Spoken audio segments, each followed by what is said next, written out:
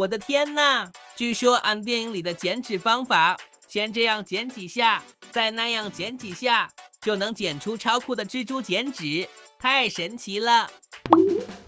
按照电影里的方法就能剪出超酷的蜘蛛剪纸，真的假的呀？那我也来挑战一下，看看这个方法能不能行。觉得这个方法是真的，打1；觉得是假的，打2。看看最后有多少人能猜对。准备一张正方形的纸，先这样对角对折，再这样中间对折，制定好之后就是这样的形状。接下来画入要裁剪的区域，画好了。现在这些黑色的区域都是要裁剪掉的，那我们开剪。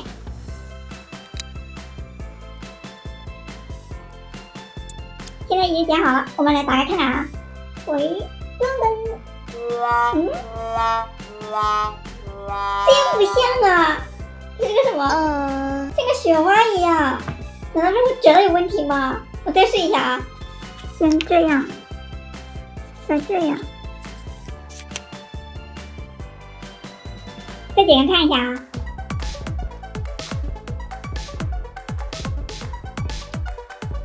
再来看一下啊，喂，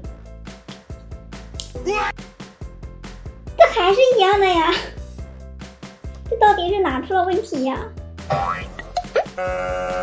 我知道了，是不是两边画反了呀？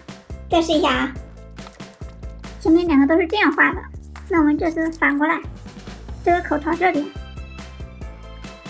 现在是反过来了啊，再剪开看看啊。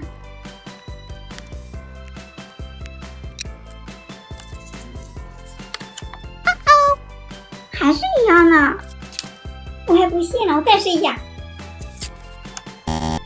雪花，雪花，雪花，还是不行啊！都剪这么多了，没有一个像蜘蛛的，看来这个方法不行啊。我知道一个方法，你按照这个方法肯定能剪出蜘蛛。我看一下啊。那我们按照小 A 提供的方法试一下啊，还是先这样对折，然后再对折一下。再对折，再这样折一下，折出来就是这样的形状。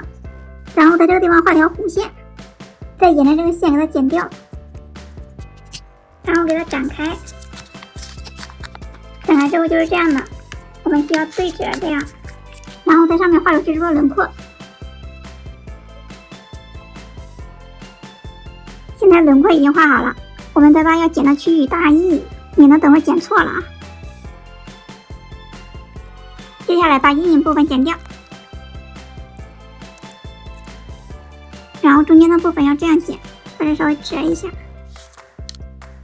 剪开一个缺口。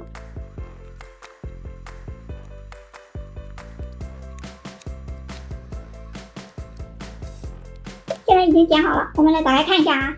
噔噔，哇，这真的是个蜘蛛，